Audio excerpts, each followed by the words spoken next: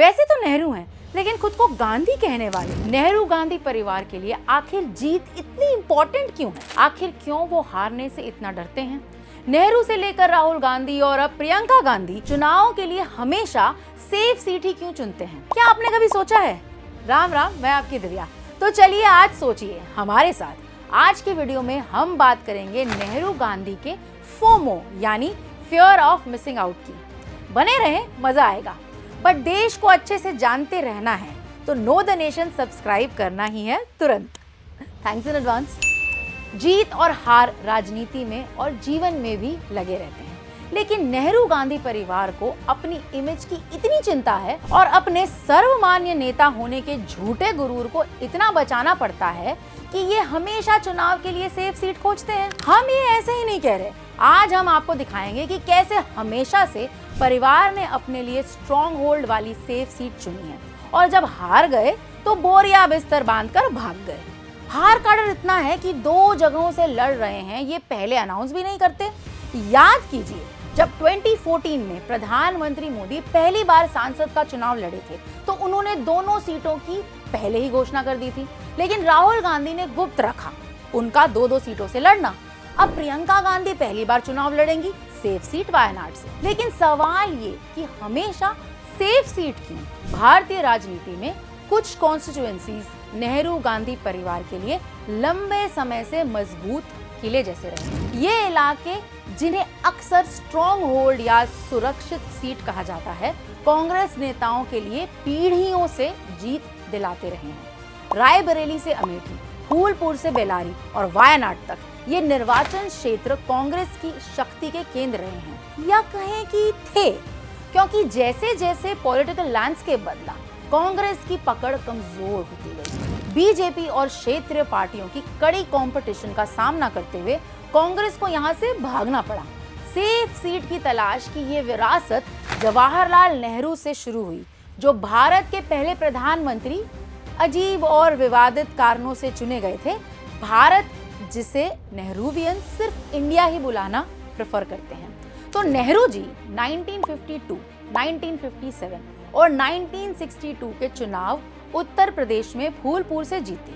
उनके निधन के बाद उनकी बहन विजय लक्ष्मी पंडित ने इस विरासत को आगे बढ़ाया, लेकिन समय के साथ कांग्रेस की पकड़ कमजोर होती गई और 2014 में बीजेपी के केशव प्रसाद मौर्य ने यहां बड़ी जीत हासिल की।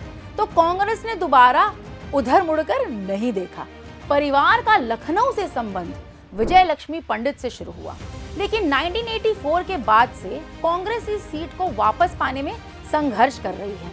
आपको भी लग रहा है ना कि इसका कारण है कांग्रेस द्वारा सिखों पर किए गए 84 के हिंसा है? जी हाँ, लेकिन उसके अलावा फायर ब्रांड लीडर्स भी बीजेपी के अटल बिहारी वाजपेयी और राजनाथ सिंह के लगातार जीत के बाद परिवार के किसी सदस्य ने यहाँ लड़ने की हिम्मत नहीं दिखाई। चलिए अगली पीढ़ी पर आते हैं। तो फिर से बिल्कुल इसी तरह इंदिरा गांधी ने यूपी के रायबरेली को अपना घर बनाया, लेकिन 1977 के चुनाव में रायबरेली में हारने के बाद, जी हाँ, इमरजेंसी का ही असर फिर से सही पकड़े हैं।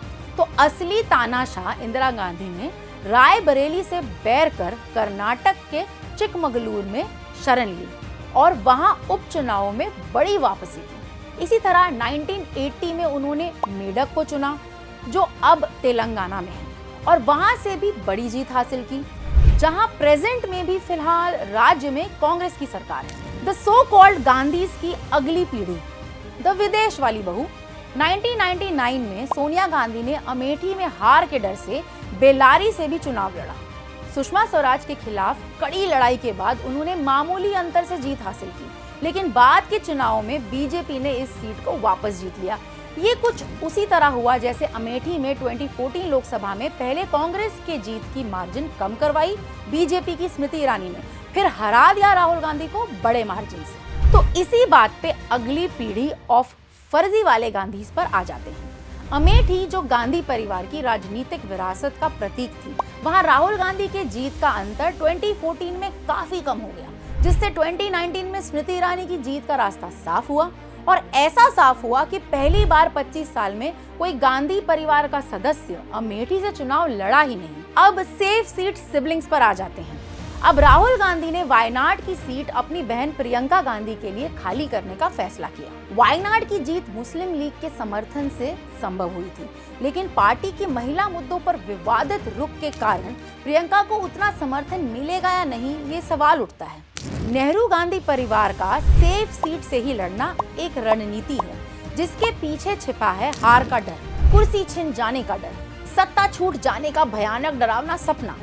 जाहिर है ये परिवार खुद को हमेशा देश का राज परिवार मानता आया है और इनके जो भी समर्थक हैं वो भी इस राज दरबार के दरबारी जैसे ये मान चुके हैं और चाहते हैं कि भारत की जनता भी ये वंशवाद और डायनेस्टिक पॉलिटिक्स को एक्सेप्ट करती चली जाए। ये जो दरबारी, जमाती, लुटियंस मीडिया या खान मार्केट गैंग है, जो भी कह लें आप, गांधीज को कांग्रेस का ओनर या राजा मानते हैं, तो राजा हार जाए तो भला कैसे बर्दाश्त कर पाएंगे। लेकिन गांधी परिवार को ये बात याद रखनी चाहिए कि लोकतंत्र में चुनाव नाम के दम पर नहीं बल्कि काम के दम पर जीते जाते हैं। तो इसलिए तीसरी बार लगातार कांग्रेस ने पाई है डबल डिजिट की हार, क्योंकि जो जीतते आ रहा है उस बंदे का काम बोलता है यार। एंड तक जुड़े रहने के लिए धन्यवाद। भारतीय राजनीति पर और जानकारी के लिए लाइक, शेयर और सब्सक्राइब करें know the nation India to know your nation Bharat. अपनी राय नीचे कमेंट्स में जरूर बताएं। Share your vibe check with Divya. On that note, that's me Divya Singh Sharma signing of.